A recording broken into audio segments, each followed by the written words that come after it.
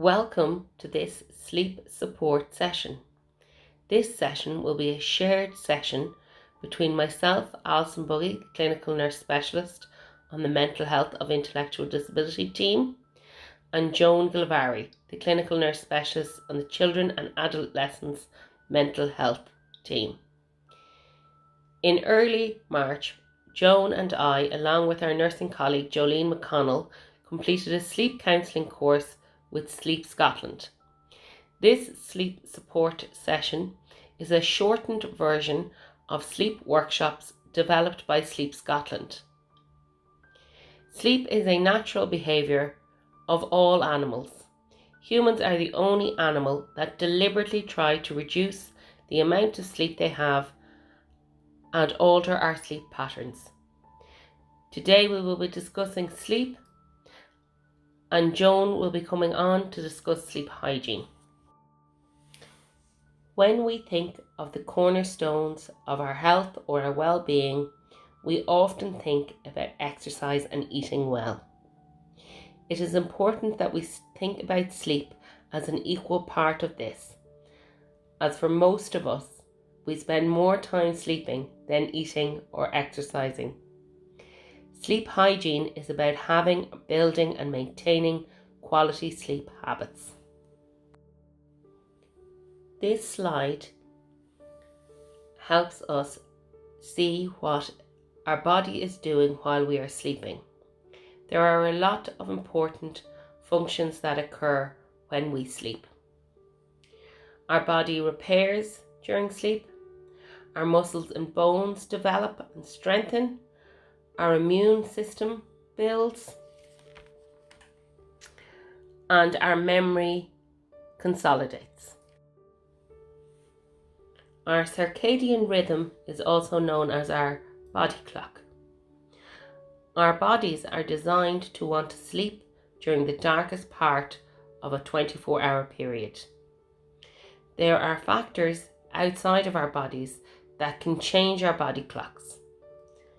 These are darkness and light, temperature, meals and different foods, and activities levels. Joan will discuss these factors more later. Melatonin and cortisol are both naturally occurring hormones that our body produces, which help us with sleep. They are both triggered by the presence or absence of light. Our body produces cortisol in the morning with daylight present. This helps us to wake up. At night time, our body naturally produces melatonin once it settles darkness. This helps us begin to feel more sleepy. However, cortisol is also produced by our bodies when we feel stress. Cortisol interferes with the action of melatonin. Therefore, it is important to reduce stress at night time prior to sleep. As we look to reduce anxiety or stress at night time, to reduce cortisol levels, we look at activities that involve hand-to-eye coordination, such as drawing or colouring in. This often helps with our natural melatonin production. Foods such as a banana and warm milk can also help. A warm bath before bed is often recommended. A shower can be sometimes too stimulating prior to bedtime, and that's why a bath would be preferred. A lot of these interventions are individual, as something we may consider to be relaxing could actually be quite stress-inducing for others. It's important it is considered for the individual. When we look at this slide, we are looking at how many hours sleep biologically people should be getting by their age. This does change from person to person and is only a guide. From looking at this slide, we can see that we need different amounts of sleep at different stages in our lives. I am sure everybody knows how it feels when we don't get enough sleep. and there are probably many other things we could add to this slide. But in general, people feel worn out, lack of energy, lack of motivation, struggling to stay awake when it's quiet, difficulty in concentrating, becoming clumsy or accident prone, short of temper, no patience or grumpy, become impulsive, irrational, or display behaviours that challenge. Our emotions may be a little bit more difficult to regulate. We may experience low mood, more anxiety and stress. It is important to consider that if we are supporting somebody who is not sleeping well, that these are factors that influence them as well. Beyond what we have just listed there is a link between sleep and low mood. The area of the brain managing our emotional regulation is directly affected by lack of sleep. The area of the brain storing our positive memories is also affected, meaning that there may be a depletion in positive memories. Conversely, the part of our brain storing our negative memories is not as affected. This could result in negative memories appearing more prominently for people. Joan is now going to talk to us about how to get a good night's sleep. So how do we get a good night's sleep? Sleep is not something that should just be thought about in the evening or at night time. It's something that we need to be planning throughout the whole day. So what can we do during the day to help us get a better sleep at night? Get out into natural light for at least 30 minutes each day, and do this as early as possible in the day. Natural light is the most important external factor for keeping our body clock in check. Getting natural exposure to light, so sunlight, during the day enables our body clock to keep in check and ensures that our bodily functions are running at the right times. So for example, that melatonin is being produced in the evening. Avoid too many caffeine-based drinks. Sugar and caffeine can prevent us from feeling sleepy, as the sugar gives the body an energy high that can help keep us awake. Caffeine, which inhibits the release of melatonin and can prevent us from feeling sleepy, is not only found in coffee and energy drinks, but it's also in fizzy drinks, tea and chocolate. Find ways of dealing with stress and anxiety. Anxiety is often a cause for sleepiness and having trouble switching off. Cortisol, the stress hormone, is released in response to stress and inhibits and works in opposition to melatonin. It gives us adrenaline to prepare our body for fight or flight. Stress during the evening and the release of cortisol can prevent us from feeling sleepy. Chronic or over-release of cortisol can also create shallow and fragmented sleep. Exercise during the day is a good way of helping our bodies break down cortisol and using up the energy it creates. Avoid having a nap during the day. Napping disrupts our body clock and may affect sleepiness later in the evening and leads to problems falling asleep, awakening through the night or too early in the morning.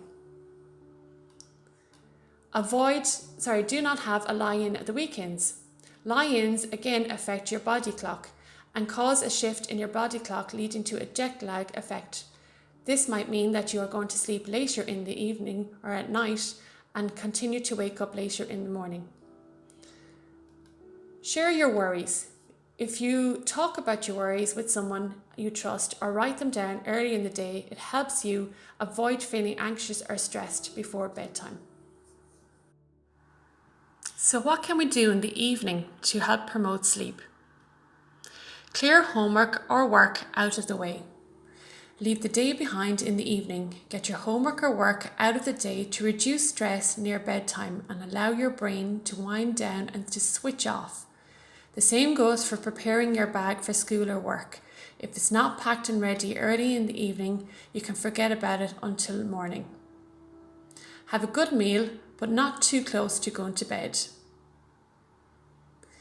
A meal not too close to bed is important, as this is when your metabolism winds down.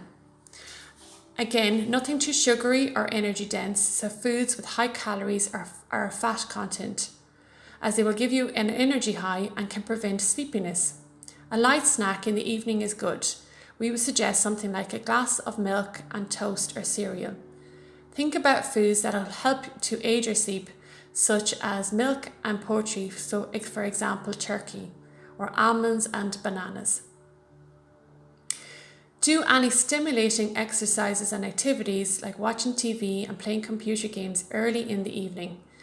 Do anything that may be stimulating, such as chatting to friends, playing computer games, watching TV and exercise earlier in the evening. Do these activities and stimulating things later in the evening can give your body the wrong signal and prevent you from feeling sleepy. If your favourite programme is on later in the evening, record it and watch it the next day. The light emanating from your computer and TV screen can also inhibit the release of melatonin and prevent us from feeling sleepy. So the last hour or wind down hour before we go to sleep. Switch off your TV, computer, phone and anything else with the screen. Light from the screens can inhibit the production of melatonin and may prevent you from feeling sleepy. These activities are also stimulating. Getting hooked into a program or chatting to a friend online can push back your bedtime and make it difficult for you to switch off when you try to fall asleep. Have a bath, wind down and chill out. A bath is a good way to relax. Your body prepares for sleep by reducing your body temperature. A warm bath increases your body temperature and then causes it to cool rapidly afterwards. This helps to give our bodies the signal that it's time for bed. Do not have a shower, as the water falling on your skin can stimulate you. Read or listen to relaxing music. Save a book for bedtime or treat yourself to a magazine that you can save for bedtime. You can also make a sleep playlist by compiling some of your favourite relaxing songs. If you do listen to music, make sure it's not on a device that is going to produce light that your eyes will pick up. Stick as closely as you can to the same bedtime and getting up times even at the weekends. A consistent routine strengthens your body clock and the times of your bodily functions occur, so for example, sleep. Try a relaxation technique in bed to help you to drift off to sleep. Relaxation techniques are good for relaxing muscles in the body. Focusing on the technique can also be a way for your brain to wind down and to leave the day behind. Relaxation techniques take a little time to take effect and should be completed consistently for at least a few weeks in order to become effective. What's a good bedtime environment? Let's stop for a second and look at the picture. Do you think that this is an environment that helps to promote sleep? No, it's really not. When we think about a good bedtime environment, we need to consider things like low lighting, having no environmental noise. Let's look at things like blackout blinds or heavy curtains so that the daylight is kept outside. There should be no clutter or mess, so everything should be tidied away at the end of the day. We should think about having soothed colours on the walls or on our bedding. It should be a nice temperature so that we're comfortable. Really what we're looking for is a calm and relaxing bedroom that will help us to get to sleep and to remain asleep. On this slide, we have an example of a good bedtime routine. This sample routine is for a child, but can also be adapted to be used for an adult. So let's go through it. 5:30, evening meal. 6 p.m, playtime. 7 p.m, quiet play. So for example, playing with a jigsaw or a train set. Then having a snack. 7:20 is bath time. 7:40, the child or adult puts on their pyjamas, gets their teeth cleaned and gets into bed. 7:45, a bedtime story. 7:55, cuddles from a family member. 8 p.m, leave to settle. This is just an example bedtime routine and can be changed to suit the child or adult. Take into consideration things like having their teeth cleaned. Perhaps this is a stressful event for the child, and if that is the case, it may be better to do it early in the day so that they can relax knowing that that job is done. Think about a bedtime story that might be suitable for some children but not for all or for adults. This time might be useful to use to do relaxation technique or to listen to music. The main point with all of these routines is that they're done consistently every night. So just a quick summary of the crucial elements of a good sleep program. Make sure that the child or adult has a clear message. Make sure that the routine is consistent. Make sure that the timing is always the same, so same bedtime, same getting up time. Consider their diet, so no sugary drinks or caffeine, and think about adding in foods like almonds, bananas, turkey, milk.